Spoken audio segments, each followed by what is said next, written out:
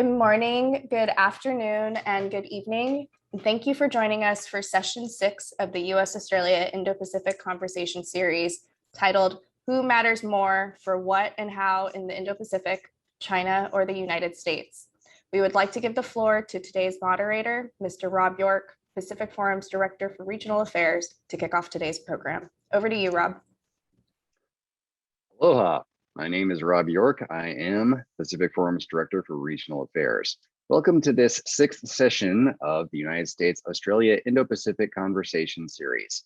This virtual dialogue series is organized in partnership with the United States Studies Center at the University of Sydney and is supported by the U.S. Department of State through the U.S. Embassy in Canberra. In the last session of this series, we heard American and Australian experts discuss the complex nature of resolving maritime disputes and how competing national interests are displayed both on the water and in legal debates. Despite not being claimants to the South China Sea, Canberra and Washington both have a strong interest in upholding a rules-based order and international law in maritime Asia, and hence watch this issue closely. While Australia's maritime boundary dispute with Timor-Leste had fundamentally different drivers to the South China Sea dispute, being primarily rooted in who had the right to explore and exploit oil and gas deposits in the Timor Sea, Australia's submission to the compulsory conciliation under the UN Convention of the Law of the Sea resulted in a historic boundary agreement that stands as an example for how states can negotiate their differences peacefully and without the use of force or coercion. Today's session, titled Who Matters More for What and How in the Indo-Pacific, China or the United States, will squarely examine the notion of great power competition in the Indo-Pacific region. The competitive dynamic between the United States and China goes beyond these two actors, provoking binaries in how we analyze the ways that states interact, not just bilaterally, but in multilateral fora, even beyond the area that the US today defines as the Indo-Pacific. A decade ago, the US could not have forecasted the current low point in US-China relations. In fact, it had strong hopes for China's peaceful rise as a regional leader. But this increasingly came under scrutiny through numerous displays of force, manipulative or coercive behavior through its trade infrastructure and diplomatic relations, and in its increasing alignment with nefarious actors and regimes. It has shown formidable capacity in subverting Western-led rules, norms, and institutions by constructing its own state-controlled platforms in the cyber and maritime domains, and asserting its domestic laws in global commons. Just since last year, China has sent a survey ship into Malaysia's exclusive economic zone, prompting the US to send its own naval ships into those waters, enacted sweeping tariffs on Australian products in response to Canberra's call for an independent probe of the coronavirus pandemic's origins, and blocked a UN Security Council resolution condemning the February coup in Myanmar. But the US is not alone in calling out China's aggressive behavior, as Australia has been a staunch ally in promoting the current rules-based international order. However, Australia holds its own nuanced understanding of engagement with China, which it observes from a previously overlooked corner of the region in Oceania. As a major trading partner with China and a long-standing security partner with America, Australia, like many other states in the region, advocates for maintaining autonomy without having to make an either-or compromise. To help us understand these issues further, we are joined by prominent experts Satu Limae of the East-West Center and Linda Jacobson of China Matters. A little bit about our speakers. Satu Limae is Vice President of the East-West Center, founding editor of the Asia-Pacific Bulletin, Senior Advisor at the Center for Naval Analyses, and Senior Fellow on Asian History and Policy at the Foreign Policy Institute at the Paul H. Nitze School of International Studies. A selection of recent relevant publications and resources from Satu and his team at the East-West Center are being shared in the chat now. Joining Satu is Linda Jacobson, who has served as a policy advisor on China-related issues to the president, prime minister, or foreign minister of 7 countries. She is the author, co-author, or co-editor of 7 books about China and East Asia, as well as the author of hundreds of other publications. Links to relevant recent podcasts that Linda did for Australia and the world are being shared in the chat box now. Before I turn over the floor to our speakers, just some disclaimers. The views expressed by the speakers and myself as moderator do not necessarily reflect the views and official positions of the U.S. Department of State, the U.S. Embassy in Canberra, or the United States government.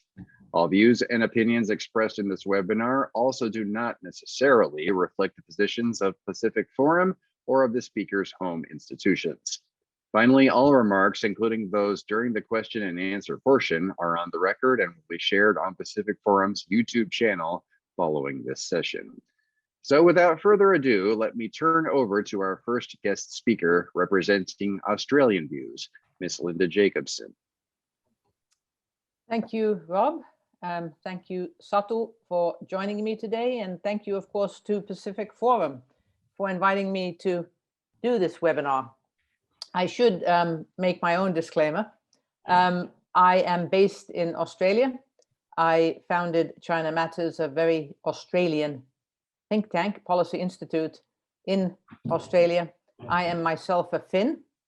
That has relevance because I'll say a few words about the Cold War, and you have to remember that Finns have their own unique insight into Cold War thinking. So I am a permanent resident of Australia and have worked intensively on Australia-China relations for 10 years, but am not an Australian citizen, I'm a Finn. So who matters more for what and how in the Indo-Pacific, China or the US? This was the question that was posed to us. My starting point is, of course, both matter very much. And I think for obvious reasons, to get the discussion going, the organizers have chosen this black and white approach, but I'm going to put down immediately that this sort of binary approach misses reality. It misses the gray areas, especially throughout the Pacific Islands, throughout Southeast Asia, India, Korea. This is true. The whole region of the Indo-Pacific is in a flux because of the rising power of China, and both the United States and China matter greatly. In some senses, a small footnote here, Japan is the outlier in this context. A quick answer would be that the United States matters more for Japan than the People's Republic of China. But even in Japan's case, both matter a lot. While Japan, obviously a staunch United States ally, wants absolutely to see a greater commitment by the United States in the region, it's absolutely fundamental to Japan's security thinking, its strategic thinking in the mid to long term, and of course in the short term. At the same time, Japan is doing its utmost at the moment to arrange a Xi Jinping visit to Japan. A Xi Jinping visit to Japan. So the PRC matters a lot to Japan too. But as I mentioned, I see Japan as a bit of a special case when we talk about who matters more for what and how. I want to stress that everyone in the Indo-Pacific is grappling with the same huge challenge, how to deal with, simply put, how to manage, in some cases extract maximum benefit, in some cases push back against the growing power of the People's Republic of China. There's no government in the world who wants to be told how to craft its foreign and security policies. But more and more in capitals across the Indo-Pacific, I think governments are becoming much more apprehensive that this is actually what China wants. China wants to be able to dictate other countries' foreign and security policies. I wouldn't go so far as to say that is what China wants. What China wants, especially, I think, in its neighborhood, and this pertains perhaps the most to Korea and to Southeast Asia, and to Central Asia for that matter. China, the Chinese government wants any government, while making important strategic decisions, to take into account Beijing's national interests. And in the past, it was often Washington's core national interests which were taken into account when these decisions were made.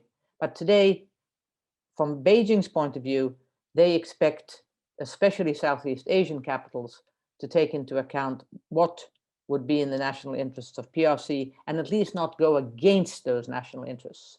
So when we talk about what China wants and why people are apprehensive about China, it is a form of pressure that Beijing wields because of the enormous economic power that has brought higher living standards and lots of positive throughout the region. I think this is something that is often overlooked. It's normal that the media dwells on the negative, and there's a lot of negative to dwell on at the moment. China has been pushing or throwing around its weight, let's be honest, in many spheres. Rob mentioned a few of them in the opening remarks, and every capital wants to make sure that they don't get sort of crushed by the huge and enormous PRC. But at the same time, we have to remember when we talk about who matters more, the economic prosperity that China brings and has brought with it. And in many of these capitals, a very pragmatic approach is the dominant approach. There's less worry about some of the security interests. Throughout Southeast Asia, there is an emphasis on the economic benefits that comes with a good relationship with the PRC. But to go back to the main questions, I'm sure I'm going to repeat what has already been said a million times over the past decade, probably the last 2 decades. No country wants to choose. It's absolutely certain that no country wants to choose. I don't think even Laos and Cambodia, the 2 countries in the region which of the Southeast Asian nations are the closest to Beijing, even they would say they would not want to choose, though we others look upon them already as being in that camp that China matters more. So if they possibly can, every country in the Indo-Pacific will avoid having to choose. And as I said, the whole region is in a flux, and I want to use my remaining few minutes here to talk about in which way I see those regional dynamics evolving. A lot of the media is focused on maritime security issues, the tensions, to give an example, between Vietnam and China. At the same time, we should remember that the PRC is the biggest trading partner of Vietnam. It's the 2nd largest investor in Vietnam after South Korea. There are huge amounts of joint ventures in Vietnam, which bring not only higher living standards, but also mean jobs for Vietnamese. A very interesting dynamic, though, is evolving on the security front. India, Russia, both of them becoming much more close to Vietnam. So while for prosperity's sake, I think this relationship is going to remain very stable between Vietnam and China, despite all the headlines that we see about the maritime tensions. What is going to happen if Russia continues to sell even more weapons to Vietnam? They've been selling frigates, quite sophisticated arms are going into Vietnam. And if there was a maritime conflict, it would actually be with Russian-made weapons that's happening. Russia, generally speaking, is a very interesting player, not as important a player as the United States and China, but we do have to think about the ever closer relationships strategically between Moscow and Beijing, and how will that in turn affect middle powers? For example, India. I hate to call India a middle power, but in the big scheme of things, Japan and India, in my mind, are the middle powers. Their relationship, India's relationship with many Southeast Asian nations will be impacted by the close relationship, at least at the moment it has in a military sense, with Russia. Will that continue? Will Beijing allow it to continue? Is Beijing going to, for example, say, yes, we will broaden, deepen our relationship with you, Moscow, but the price you're going to pay is you're going to quit selling these and these weapons to Delhi, for example. So there are numerous new constellations emerging, new evolving constellations emerging, which we really don't know where they're going to lead. But for all of these reasons, and I've only got the time to mention a few of these new dynamics or these balances between countries, which do have an impact on both the United States relationship in the region, but also China's relationship in the region. For this reason, I believe that speaking about Cold War 2.0 is not accurate. We are not looking at a repeat of the Cold War. It's a much more complex, multi-layered strategic positioning taking place. It is not only a contest between the United States and China, the way back in the day there was an ideological military contest going on between the United States and the Soviet Union.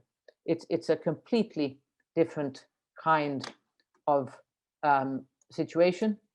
I would say that I'd like to end with two points. One is about the South Pacific, because obviously that is Australia's backyard, and from Australia's point of view, one of the most important regions, where very closely Australia with apprehension is watching what China is doing there. But on the other hand, is disappointed that the United States isn't doing more in the South Pacific, hoping that the Americans would give more support to Australia's desire to make sure that China doesn't become the dominant region. Now, what's interesting about the South Pacific is many of the Pacific leaders welcome Chinese influence growing there, because then they can pick and choose between the United States, Australia, and China. They feel that they know that game. They are used to having to choose the winners, so to speak, between the colonial powers back in the day. And they're not at all as worried as, for example, Canberra is about the PRC's growing influence. So they see it perhaps as a benefit, because more people interested in the South Pacific means more resources will come to the South Pacific and more development aid and so on. The downside to this is that this strategic competition, which I see emerging now as China puts more effort into the Pacific Islands, is that there's been a lot of solidarity in the South Pacific dealing with outsiders before. It hasn't been easy to drive a wedge between the Pacific Islanders, at least the main ones. It's a complex situation there too. But obviously with several powers, and especially the PRC as the new kid on the block there, there is that danger. Joanna Wallace has written about this quite eloquently, that we could see splits politically in the Pacific Islands, which would not be really in the interests of Pacific Islanders. And lastly, I'd say that in the contest between the United States and China, sometimes China is the disruptor, but sometimes it's the stabilizing force.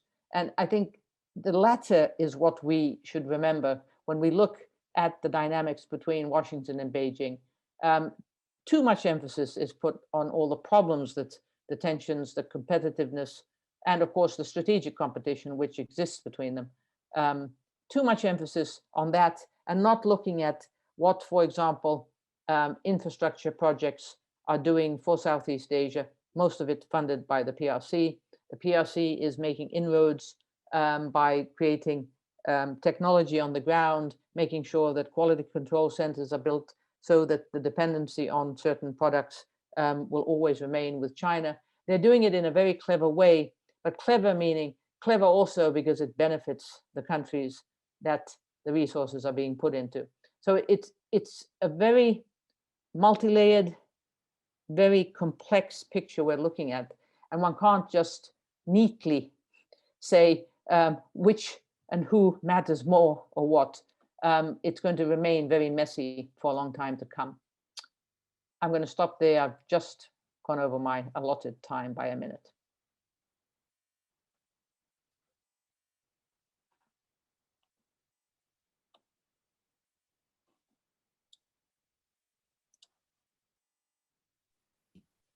Thank you, Linda. I'll now turn the floor over to our American speaker. Over to you, Setu. Well, thank you very much, Rob, and thank you, Linda. It's always so great to join a program with Linda. It's been too long, but to hear her very thoughtful, very considered, and I think on the whole, an assessment that I can agree with about 95%. So maybe we have a slight difference on the level of China's stabilizer role, perhaps, but overall, I think she presents a really compelling case. Look, let me, I think we have about 12 minutes or so. I want to thank Pacific Forum, obviously, a longtime partner. I'm always pleased to join any program the Pacific Forum runs as a sister institution based in Hawaii. Of course, Linda and the U.S. Studies Center and the U.S. Embassy in Canberra. On this topic, it covers so much, and Linda's laid out a very nice path for us to open up to Q&A. Let me discuss a few things that I thought I would frame it. First is to re-emphasize the point of who matters more for how and what. The picture that Linda paints is one I really try to paint a lot in Washington, where there's a heavy emphasis on the US-China element. But I would remind you, there are dynamics below the US-China element that are really critical. Sino-Japan, ROK Japan, Sino-Indian, Russia-China, as Linda pointed out. So there is a really an extraordinary layer, which is very unlike the Cold War. Not just the simple fact that US and China trade with each other, invest in each other, have hundreds of thousands of students going back and forth, et cetera. Those kinds of things have been pointed out. But more fundamentally, the regional picture is far more layered and complex than a simple US-China dyad. Having said that, I would assert that the four contests in the region are primarily, though certainly not only, between US and China. And what are those contests? The first contest is clearly a balance of economic and military power. Now, realists would see it one way, constructivists would see it another, institutionalists might see it in another way altogether. But the point is, there is a shift in economic and military power. It's profound, it's real. How sustainable, we'll see. But it's an important element of the contest. The second is the balance of order. And when I say the balance of order, it's about rules, norms, and institutions. So the US talks about liberal rules, international norms. China has its own concepts, 9 dashed lines, a new security concept, a community of a common destiny, it's, et cetera. They each have their narratives that they're framing. And they're also pushing institutions and arrangements that reflect these concepts and interests.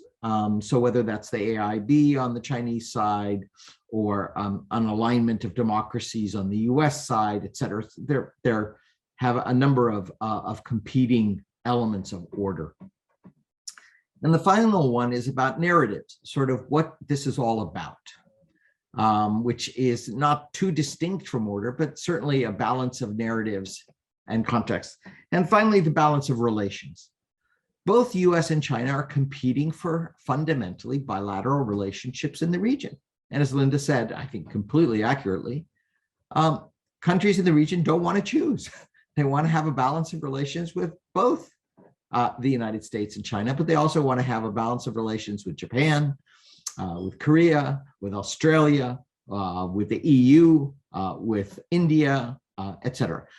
Because the very fact of strategic internationalization that has come upon the Indo-Pacific has also led to a certain degree of strategic exposure.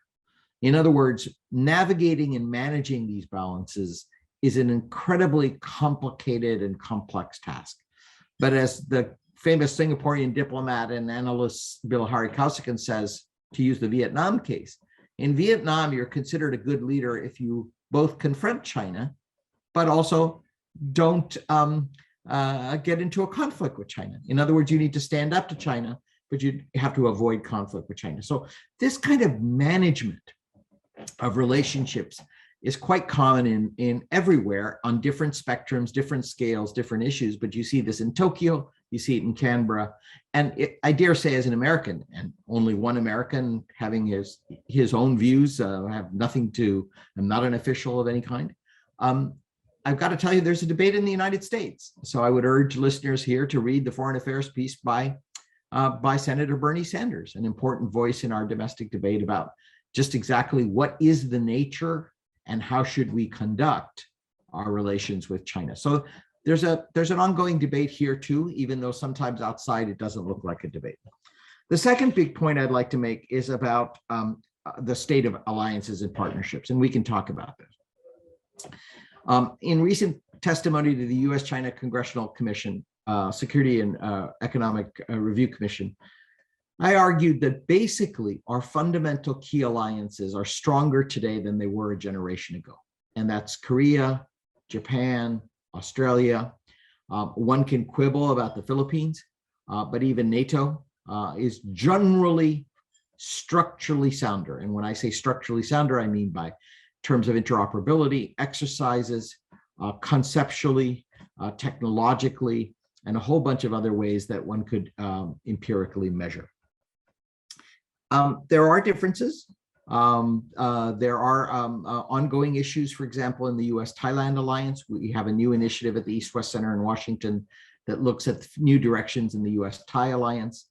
We're looking at the 75th upcoming anniversary of the establishment of US-Philippines diplomatic relations. And many of you on this call will know we recently extended the VFA after some toing and froing and negotiations. So these are works in progress, but overall the partnerships and alliances remain fairly strong, despite, I think, China's very considered efforts to both wedge and wean US allies away from the United States. So that process will continue. China will become very important to these countries, and this toing and froing will continue. But I see actually that recent Chinese behavior has in fact solidified alliances and partnerships between the United States and the region. The third comment I'll make is about geoeconomics. I think this is an area of significant challenge for the United States, given its current views on trade. Perhaps we can get into this more in the Q&A session, but I would argue that I see very few prospects for a major trade deal. There might be a digital trade announcement between a select group of countries, but a major deal a la the TPP or even the CPTPP does not seem to me likely in the coming near future in the United States. Now, it's important to understand that despite trade, the most important near to midterm issue is not trade agreements for future economic development in the region. There are far more structurally fundamental issues, I think, at play. One is just exactly how and how fast and how fully countries in the region recover from COVID. Nothing will get economic development going faster than a recovery via vaccinations from COVID. Second, I think it'll be very important to understand how much and how China and the US decouple and what domestic strategies for economic development they pursue. As you well know, there is an ongoing effort in the US to revitalize. Secretary Blinken spoke about this yesterday, the need to re-energize and make America more competitive as part of a middle-class foreign policy in order to be competitive globally and in order to prosecute the US-China relationship as a whole, that domestic effort. So this will matter. China's own efforts to work out its economic relationships at home, including China 2025, but also controls on technology, investment, and other issues will matter. And third, how the US and China decouple from each other, how much they decouple, and with what impact on supply chains and risk resilience will also affect, particularly countries in the middle income sector in Southeast Asia, which are part of the complex supply chains. What will happen to Thailand's important role in auto production, for example, and mainland Southeast Asia manufacturing, the role of Vietnam, which, as you know, has been brought up over the last 2 years a lot because of its increasing trade deficit with the US and the recent agreement on currency valuation, but also other countries, including India, for that matter. The final point I'll make is that is one about where I think things stand. You know, my own view is that the US has a period ahead of itself, which will be very much focused on domestic challenges and domestic debates. You're all aware of the internal situation of the United States. I think the US is covered well in the Australian press. Let me say this, it's covered a lot in the Australian press. And of course, there's a lot going on in the US with the new administration, with issues of race, economic development, COVID recovery, et cetera, like many places. But I think this will really seize the attention, resources, and energies of our political and government leadership over the coming years. Having said that, does not mean that the US is not able to walk and chew gum at the same time. While we attend to these domestic issues, the US remains incredibly vital, as you can see from the economic recovery, even with 50% national coverage of vaccines. The growth in the economy is quite significant and could grow further with further vaccinations. So the US still remains an extraordinarily lead economy globally and competitively.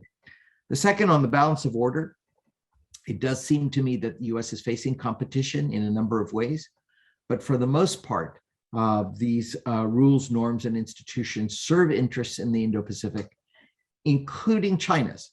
So even China, as it seeks to modify and amend or adjust certain rules, certain institutions, continues, as Linda has said, to play by certain other international norms and rules, whether that be by climate change, by WTO, et cetera. And the balance of relations, I think, is one to really watch. The days when the US choice in the region was between allies first or China first.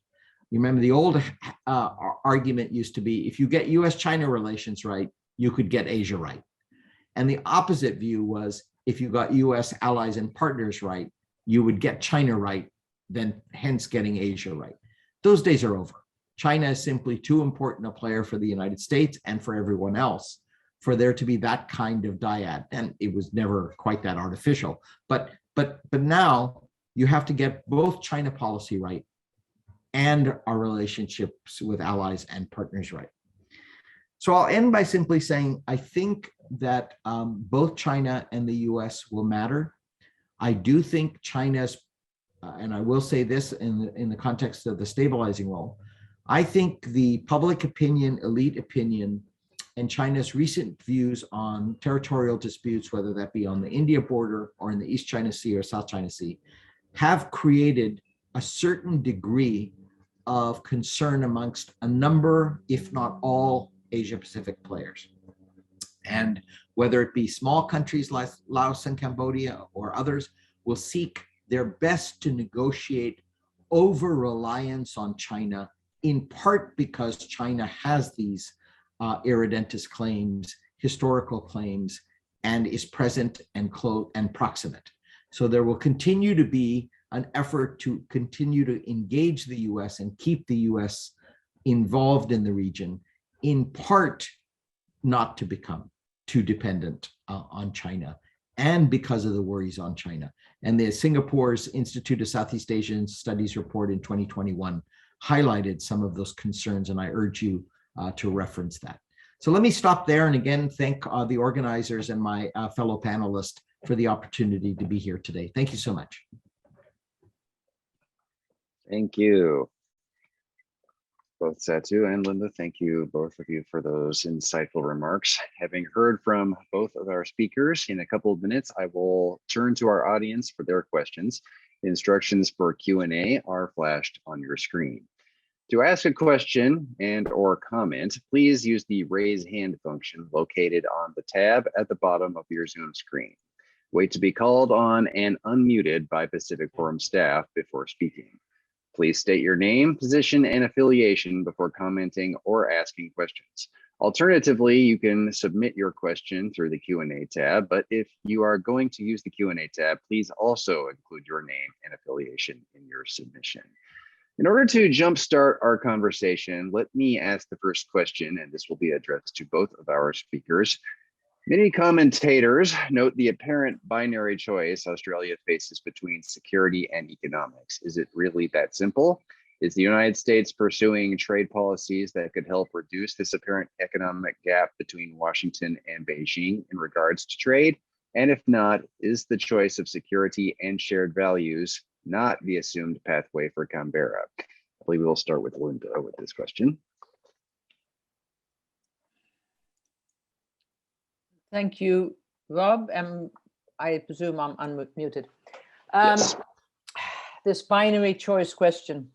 I moved to Sydney in 2011, and ever since that day, I'm always asked about this binary choice. As far as the fundamental existence of Australia, which for me, obviously, in the first hand is security, Australia has made its choice. Australia has an alliance with the United States. It's a vibrant, strong alliance. I want to very much endorse what Satu said, that in this day and age, and in part because of the ever more assertive actions of China, alliances and semi-alliances, friendships have consolidated in favor of the United States. There's no doubt about that. But there's a but coming soon in a moment. So Australia has basically made its choice. And during these now 10 plus years that I've worked and focused on Australia-China relations, I'd like to say that the alliance is spoken about in much more emotional terms by political leaders in Australia than before. And my older colleagues, I mean, slightly older than I am, colleagues, obviously Australian colleagues who have been there all their life, and one very senior official said to me that this talk about mateship and some of the emotional language that the Prime Minister of Australia today uses when he meets the President of the United States did not exist 12, 14, 16 years ago. I missed that period of time. It's become much more sentimental, you might want to talk about it in sentimental terms, but a need to portray to the public how close we are really with the United States. So as far as the binary choice is concerned, the choice has been made. Now, having said that, obviously, Australia recorded the longest ever period of time of not having a recession, and that everyone acknowledges that is because of the complementary nature of the two economies between the People's Republic of China and Australia. Australia's prosperity today very much rests on the trade with China. Not so much investment from China, though a lot of headlines have been seen about the investment. China is the fastest growing investment, was the fastest growing, not anymore because of the diplomatic standoff, but by far, the Chinese investment is still very small. It's under 5% of all FDI in Australia. So it's a small percent, but the trade, it's absolutely pivotal for jobs and for so many other things. So certainly prosperity rests on a somewhat workable, manageable, constructive relationship with the People's Republic of China. And that's why I argue that at this point in time, Australia, yes, long ago made the choice. And I think for Australians, that is the right choice. I underline this, I emphasize this as far as security is concerned. but Australia does need to find a pathway forward to find a constructive working relationship with Beijing, because Australia is now suffering from the diplomatic standoff between the two countries. So binary choice, I don't believe in these binary choices. Australia made its choice long ago, but at the same time, it's extremely important that Australia and China would start talking again, and more damage wouldn't be done in economic terms to Australia than has already happened. And of course, Australia stands up for its values. Of course, Australia stands up for its national interests. I take that for granted. But we see so many other countries being able to manage that. I think the Singaporean that Sato quoted was really spot on. You don't confront China, but you have to stand up to China. And that's what I would like to see from Australia's leaders. Okay. Satu, anything to add? Yeah, well, thank you. That's terrific. I actually have one question for Linda that we could get to. Is this is very interesting comment about, and then I'll answer the question as well. I'll make a couple points. The very interesting question about values and the emotional content of Australian officials in referring to the alliance. I'd like to know a little bit more about whether that crosses the political spectrum in Australia, or whether you see that as a more conservative leaning, because that's a kind of interesting point about values. But let me make a couple comments. First, let me start with an anecdote. When we publish Australia Matters for America, America Matters for Australia, I'll tell you two stories. Story one is that someone said, come on, Satu, why do you need to explain that? And I said, well, you know, there are a lot of people in Australia at the time that we first did this. Now, remember, this is 2010. 2010 was the first edition, when many of Australians were thinking maybe the US is not so important to the United States. Maybe our future is with China.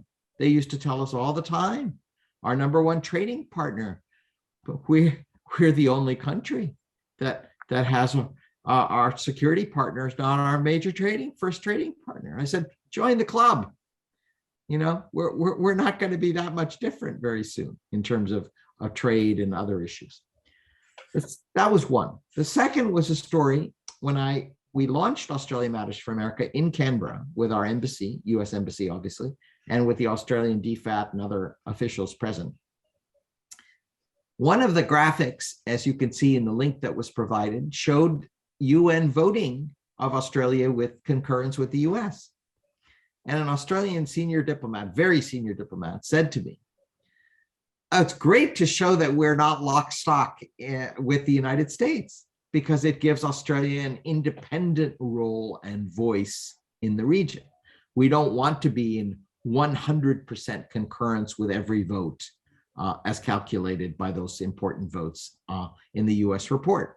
So again, to re-emphasize or underline Linda's point, it's not that simple to say one or another. The Philippine case, I think, is particular to President Duterte, not fully reflected across the Filipino government, political, and public opinion spectrum, and has particular consequences. But in Australia's case, the other point I'd make about Australia is it's usually sold, the narrative, the tagline is US for security, China for economics. I think that's a grave misreading of the balance between China and the US. There's simply no question that the security choice has been made, as Linda completely said and rightly said. But I think folks in Australia should be aware that the future of the United States for Australia's economic future is far more significant than is sometimes stated. And that is increasingly important as we move to new forms of technology, new ways of production and manufacturing in a country, Australia, which has seen some slippage in its manufacturing to GDP ratio over the last 2 decades. So if you look at these numbers very carefully, access to cybersecurity, AI, high technology, cutting sciences, research and development, and access to the US system, which means essentially access to the most advanced systems of Europe and Asia as well. Australia's docking on to this security partnership has a corollary or an analog in docking on to the US economic partnership. Without it, Australia would be much worse off in the future than it is today, in my judgment. So if you look at AI, cyber, future of high defense, as well as civilian platforms, new forms of biomedical engineering, it's quite staggering how deeply integrated Australia's government and Australia's society is into some of these private sector as well as public sector undertakings that will likely be the competition of the future. So let me just leave it at that in terms of the dyad between a simple US-China choice. Okay, Linda, I believe you asked a question. Yes. Okay, and finally, we'll get to something we disagree on with Satu, which will be interesting for the listeners, hopefully. But I'll first answer the question. I would say it's a bipartisan stance by and large, that Australia wants to be, needs to be, and will be a reliable and good ally of the United States. There are nuanced differences, always to do with domestic policy. I do want to tell our listeners that in 2012, I came very close to hosting a first ever roundtable with some very prominent people, including retired military high-ranking officers, about an independent Australian foreign policy. Now, an independent Australian foreign policy was grounded in the premise that there is an alliance. So it wasn't in any way an anti-alliance grouping of people, not at all. They're some of the most conservative, but also well-established people who, about 30 prominent citizens, were going to join this. But it was a call for less of the dove-eyed fascination of the United States, to quote a former prime minister when he was talking about Prime Minister Gillard and Barack Obama's visit to Australia in 2011. So a need to not always be in lockstep with the United States, to have its own independent foreign policy. From time to time, this raises its head. Labour, who is in opposition at the moment, you'll hear it in passing. But a truthful answer is that I think it is a bipartisan stance that the alliance with the United States is and will remain a key pillar of Australia's national interest. But I do want to, if I may, Rob, just say one thing in slight disagreement, because yes, obviously, by being a very close ally of the United States, not only is Australia privy to the intelligence which it needs to defend itself, is privy to a lot of military related information, which obviously allies share with each other. So I'm not belittling that in any way. And you are right, is also part of an amazing network as far as technology is concerned. But if decoupling means that Australia will not be part of the amazing know-how and development in the People's Republic of China when it comes to emerging technologies, and will be cut off from that because the United States will demand that if you, Australian university, collaborate with China, you're not going to collaborate with us. And that's how I see things going down the road, especially when we're talking about emerging technologies. We forget that China is ahead of the United States in some of these emerging technologies, and is extremely strong.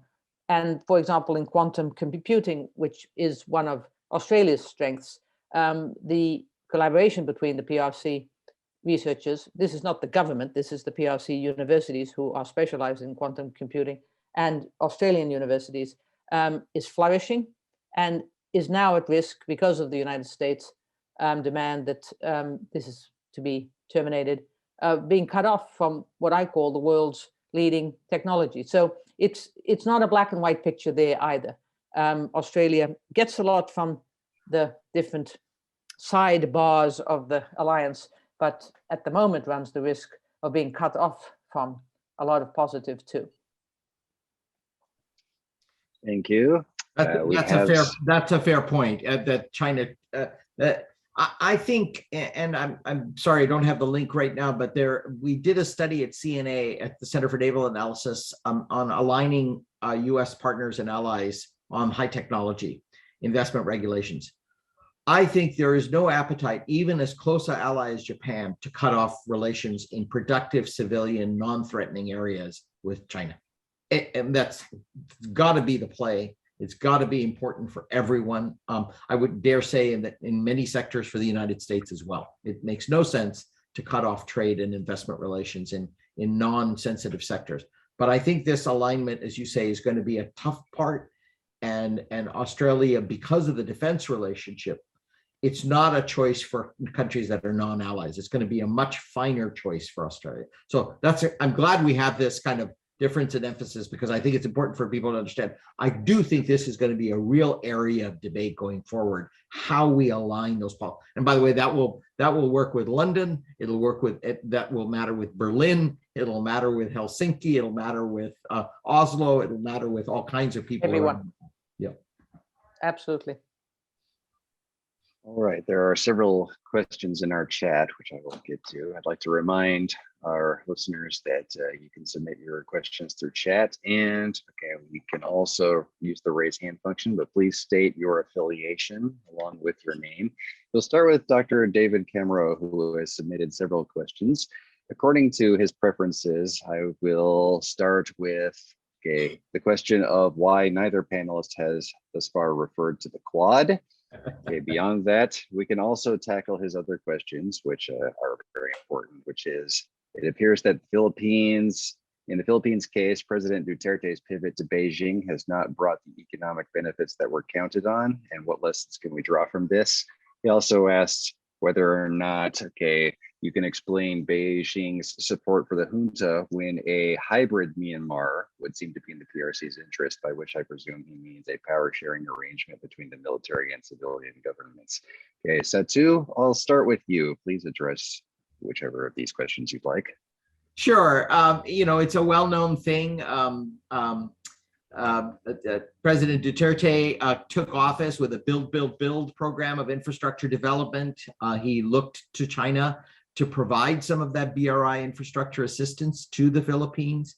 So far, I mean, they're better experts than I on this, but last I looked and heard from real experts on this, there were only two very small projects, one bridge and one agricultural project, if I remember correctly, that were funded. In any case, the bottom line is the Philippines has not been a major recipient along the expected levels of the build infrastructure. There may be many reasons for this, having to do with Chinese state-owned enterprises' views of arrangements. It may have to do with Chinese government's prioritization, et cetera. I don't know enough about that to say, but I think I wouldn't draw the larger issue from the Philippines case. I don't want to overdo it, but I think the US-Philippines relationship is a particularly unique case in Asia. Philippines, I kind of like the way that Japan, that Linda phrased Japan slightly as an outlier to the rest of the region in the sense of being more US centered, even as it keeps things on ballast with China. They don't want to go off sides. Japan has been, has had a certain sine curve on relations on the Indo-Pacific, for example, sometimes complaining the US is not tough enough, sometimes complaining that the US is too tough. So all countries are adapting, adjusting, calibrating as they go. But the Philippines is, I think, an exceptional case. So I wouldn't draw across the region that not getting infrastructure funding, trade investment funding relates to those kinds of choices. On the Quad, there's a very simple reason I didn't mention it. I assumed it would come up, and I didn't want to spend time in my framing remarks to talk at length. My assessment of the Quad is as follows. One, this is an extraordinarily important mechanism and tool to which to engage the region. It brings together countries that have interests, capabilities, and values in a very constructive and useful way. Everything from the currently interrupted process of vaccine production to distribution to HADR to alignment on norms to order building to interoperability to capacity building for other countries in the region as well as each other, et cetera, et cetera. So that's assessment one. Assessment two, it's a far cry from that mechanism turning into a NATO-like military structure that will bind each to each other. There is one dyad of this quad, which is not like the others, two actually. India, US are not likely to be allied partners in the way that the Australia-US alliance or the US-Japan alliance, nor Japan-Australia, even as they ratchet up their interoperability, communications, cooperation, et cetera, likely to be treaty allies in the same way that the US-Japan or US-Australia alliance. So I think that's a far cry. And the third assessment is the region should largely welcome the Quad because it sustains three core interests of the region. One, it keeps the US engaged in the region by leveraging and cooperating with its partners that are region-based and integral to the region. Two, it furthers the strategic internationalization that much of Southeast Asia and the Pacific has sought. The countries of the region want not to be overdone by strategic internationalization, but they don't want to be left on their own with one or two players. They benefit from multiple players entering the picture. And thirdly, the Quad is currently constituted and for the foreseeable future, I think does nothing to undermine Southeast Asian or so-called ASEAN centrality in the region. In fact, the Quad makes it possible to coordinate on efforts to shore up ASEAN centrality and ASEAN objectives. So that's my kind of assessment of the Quad in a very simple way. And I thank you for the question because I really specifically didn't bring it up because I just figured we'd have a chance to discuss it further. Thank you. Thank you. Linda?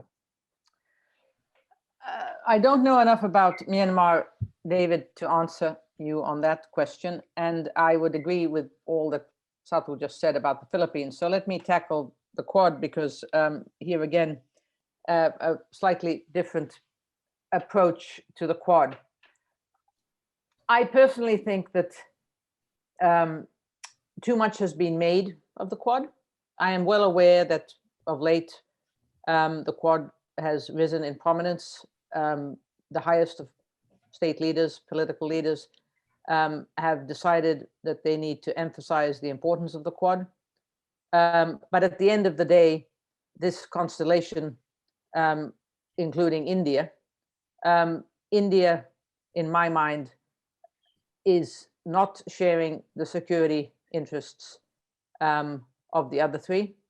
It is an outlier in that foursome. This will be the weak link. And as Satu already said, for example, the US and India are never going to enjoy the kind of defense relationship that the United States has with Japan or with Australia. But the core security interests of India are not the core security interests necessarily of, for example, Australia. So I think that's a weakness, and that's why I don't think it's as significant as it's been made out to be.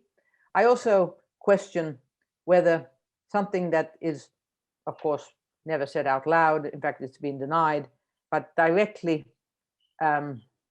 targeting the rising power of China in a very exclusive way, cutting out ASEAN, because I disagree on that specific point. I don't think it supports the centrality of ASEAN in the region. I think, on the contrary, ASEAN has every reason to have some concerns about the Quad.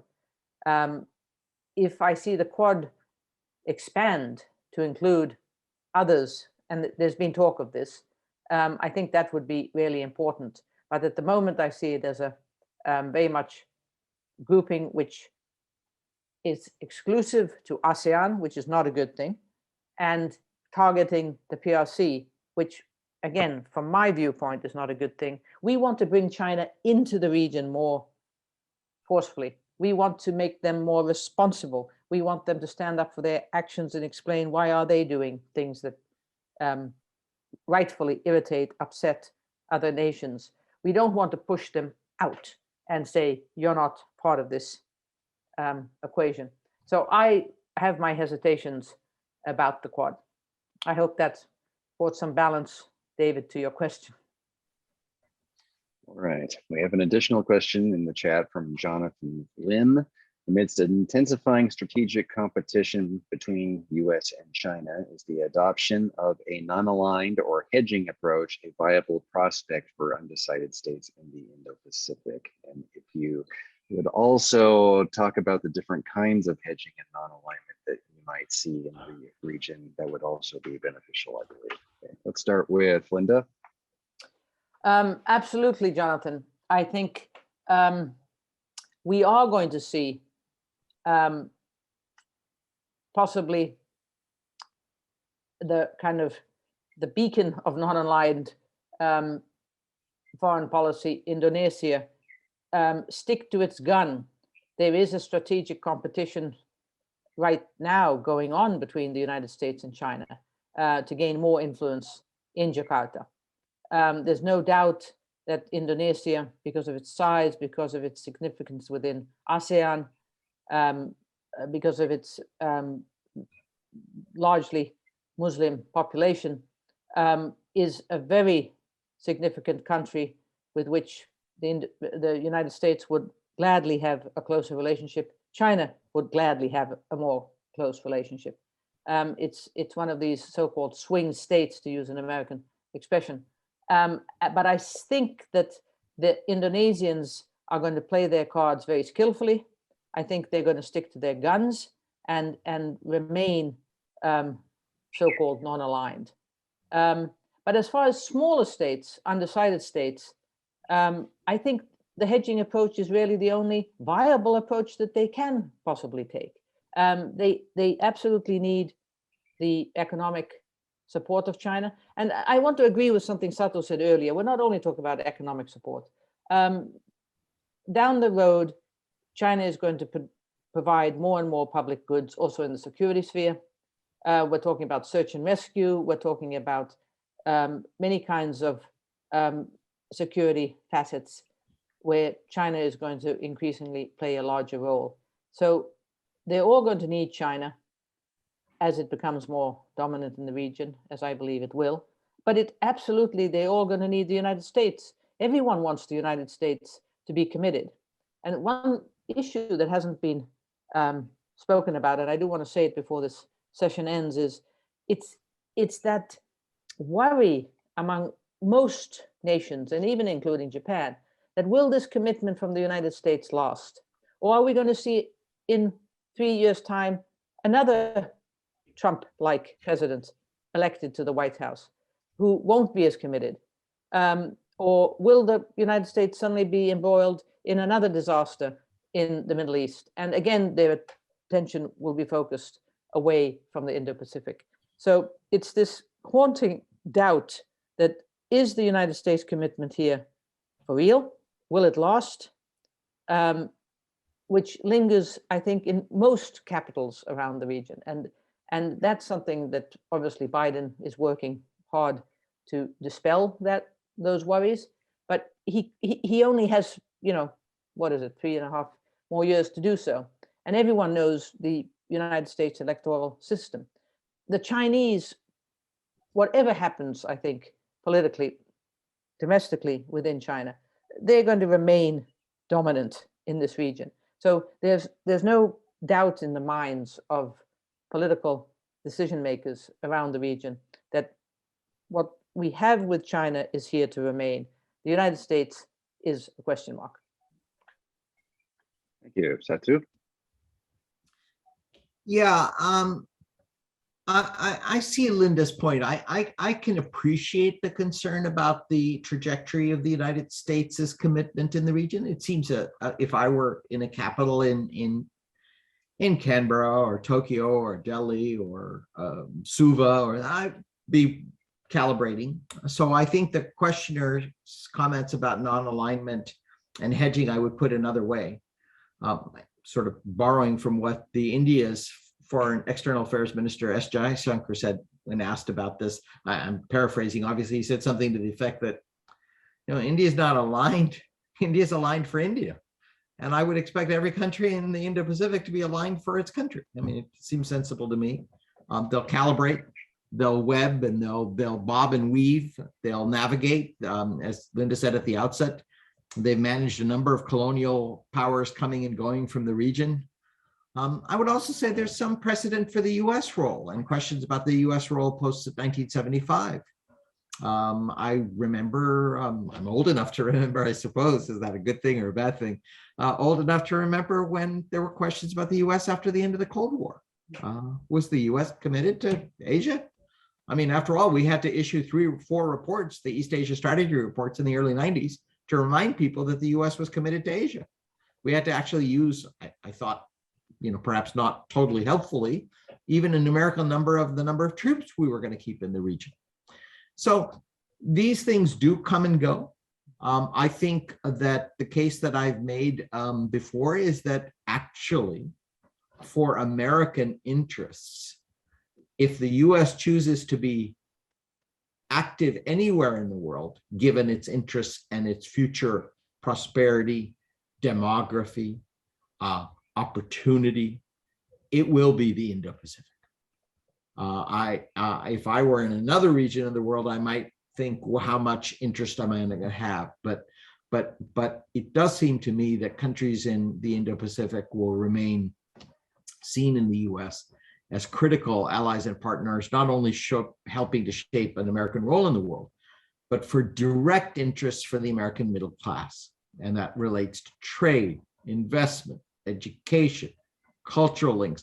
Never forget these, because governors, whatever complexities and challenges our system has, and there are many, like any social and economic and political system, one of the strengths of it is you have this federal structure in which governors are cutting deals on climate change cooperation with China, looking for opportunities to attract investment, looking for places in Asia to sell their goods, looking for ways to get more full tuition paying students to their universities. So that process, that competitive internal generating process of America, stands as a kind of basic fabric that will keep us engaged, even if the high geopolitics is a matter of contestation about just what our defense budget is, what our relative level of commitment. But framing it in terms of these middle class objectives, future of American people objectives, is a good way of framing our interests in the future of the Indo-Pacific. All right. As we are nearly out of time, I'll submit one final question. And this also comes from Dr. Camero, who has left a final comment, which is that Modi's India does not share the democratic values of the other 3 members of the Quad, and that this is also a cause of weakness. I would like to ask our panelists to briefly state whether or not they would concur with this assessment and its implications. We'll start with Setu. Yes, well, there is no question that there are some troubling elements in the Indian body politic relating to liberalism. I mean, it's sometimes been called democratic illiberalism. I mean, this debate has been going on for years about certain forces and trends in Indian domestic life, whether that be freedom of media, freedom of speech, protection of minorities, et cetera. So there's no question these are real challenges. I would only remind that a country of 1.x billion people, with the kind of development and other challenges India has, this would be surprising to me if it did not have fundamental contestations in an era in which the world is grappling with elements of populism, nationalism. I'm always reminded the great line from T.S. Eliot's The Wasteland in the interwar years. I am not Russian at all. I am Lithuanian, pure German. You know, hey, this nationalism is not unknown. This nationalism is can be skewing to a larger vision, a post-colonial, post-independence vision, but it's not unique. I don't think that India has lost all democratic credentials and credibility.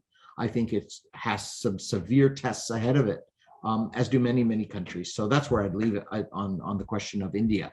But cooperation with India is a totally bipartisan, and in my view, as a sort of foreign policy analyst, certainly a major interest of the United States and of the Indo-Pacific region, including, if I may dare say, Australia. Okay. Linda, you get the final word. I agree with everything that Satu just said. We're going to end on a very amiable note. I would add, though, that of course, I think that David also in his question is, or his comment, is alluding to Modi's recent policies discriminating heavily against Muslims. And obviously that is something that goes contrary to democratic values, in addition to everything else that Satu listed there. And to bring this back to Australia, Rob, as we close, I'd like to remind everyone that if we're going to the domestic politics of countries, I mean, there are lots of fundamental issues, values, I would like to say, that Australia does not share with the United States. One is the death penalty. Absolutely, I would say the vast majority, not just the majority of Australians, do not accept the death penalty. And so I always a little bit shudder when people talk about our shared values with the United States. And the other thing is gun control. Australia has gone through its own painful period of mass shootings and dealt with it so that guns were banned. And I think Australians watch with horror, as do, of course, many other countries, the domestic situation in the United States today because of the lack of gun control. Just to mention two issues, kind of really fundamental issues where I think Australians and the United States are very far apart. So this doesn't always spill into foreign policy and security policy. That's, I guess, the realist in me accepting that. Thank you, Rob. I'd like to thank both of you for your insightful remarks and answers to these questions.